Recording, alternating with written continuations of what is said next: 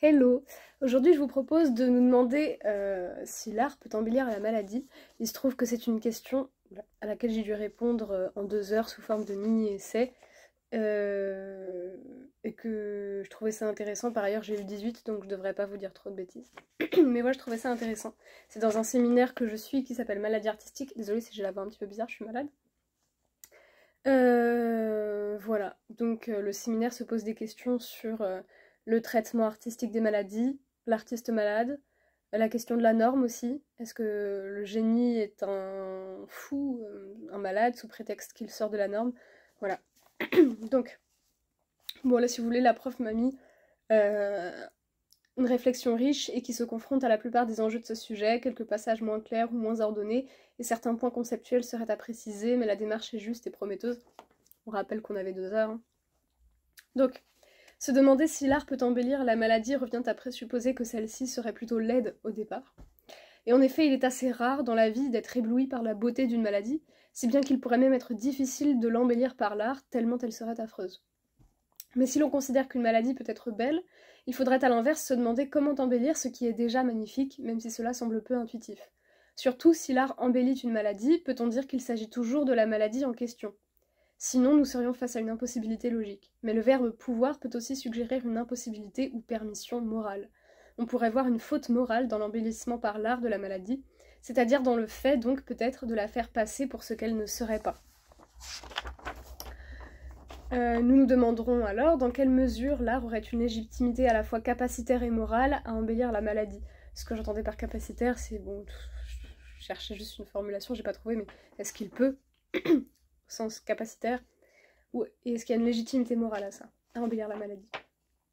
Si quelque chose est susceptible d'embellir et donc de nous rendre attractif une chose qui nous repousse en temps normal comme la maladie, ce serait bien l'art, car c'est en effet son propre que de rendre esthétique ce qui peut l'être avec difficulté dans la vie. Mais il ne faudrait toutefois pas confondre représentation et objet représenté, au risque d'être confronté à des problèmes moraux. Nous verrons en quoi. En faisant attention à cette distinction, cela peut nous amener à penser que, plutôt qu'il n'embellit la maladie, l'art pourrait faire accéder à une façon nouvelle de voir, qui pourrait inclure le sentiment du beau. Voilà pour l'introduction. Une œuvre d'art, qu'elle soit abstraite, historique, autobiographique ou fictionnelle, est toujours une représentation, c'est-à-dire en un sens toujours une fiction. Même lorsqu'elle représente une réalité advenue, elle la représente seulement et n'est pas cette réalité-là. C'est grâce à cette distance de la fiction qu'Aristote explique le plaisir que l'on peut éprouver face à la représentation artistique de choses qui nous seraient horripilantes dans la réalité. Nous avons conscience que ce n'est pas réel. Ce plaisir est bien esthétique, artistique.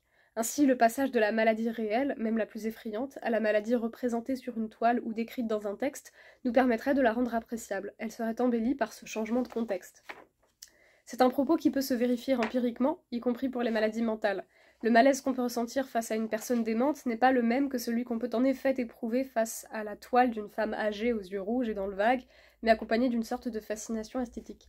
Je pensais à un tableau en particulier et je me souvenais plus ni du titre, ni du peintre. Donc j'ai pas pu le donner, mais c'est un tableau très connu d'une femme âgée, folle, voilà, avec les yeux rouges. Kant admet une exception à cette règle. On ne pourrait apprécier une œuvre ayant pour objet une chose qui suscite notre dégoût, alors que l'on pourrait avec une chose qui susciterait de la peur, du chagrin. Or, quoi de plus dégoûtant que la maladie, a priori?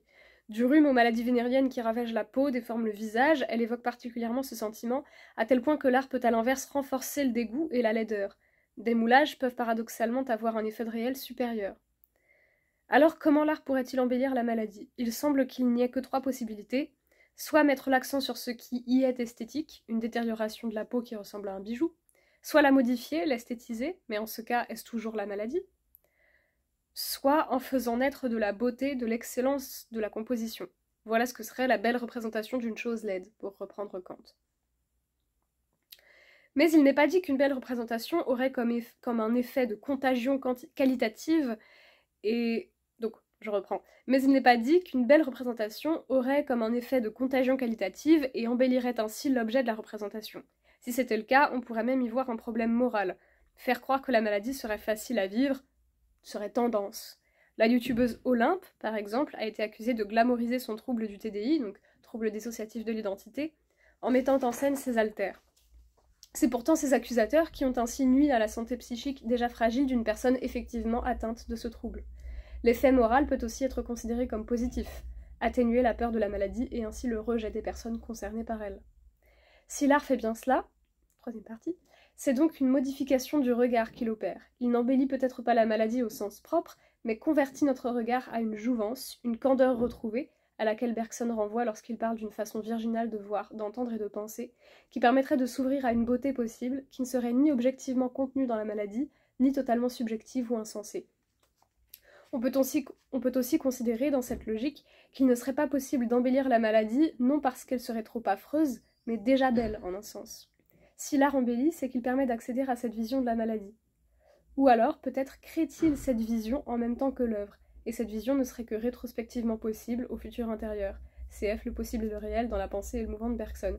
J'ai pas eu le temps de développer suffisamment cette pensée, elle m'a mis intéressant ce paragraphe, mais ce paragraphe rapide manque d'unité, enjeu argumentatif à expliciter. Et oui, ce que je voulais dire, c'est que peut-être qu'il crée la beauté en même temps que l'œuvre, cette vision poétique donc de beauté, en même temps que l'œuvre, et donc cette vision, le beau qu'on pourrait trouver dans la maladie ne serait que rétrospectivement possible une fois que l'œuvre a été créée.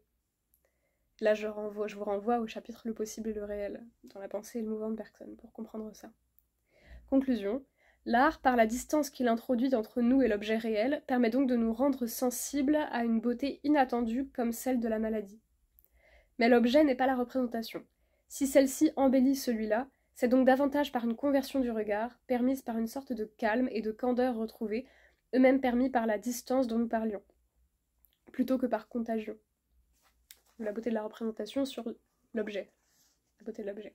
Si tel était le cas, la contagion, la critique consistant à reprocher la glamourisation de pathologies difficiles à vivre serait légitime, mais elle ne l'est pas lorsqu'il s'agit pour l'art d'exprimer le réel, tout simplement. Exprimer n'est pas décrire, et n'est pas non plus déguiser. C'est pour cela que l'art est fidèle par la distance, et qu'il peut embellir. Voilà. Dites-moi les réflexions que ça vous aura... Si ça a fait naître des réflexions en vous, ce que vous en pensez, voilà, discutons. Ça me paraît bien intéressant. À la prochaine.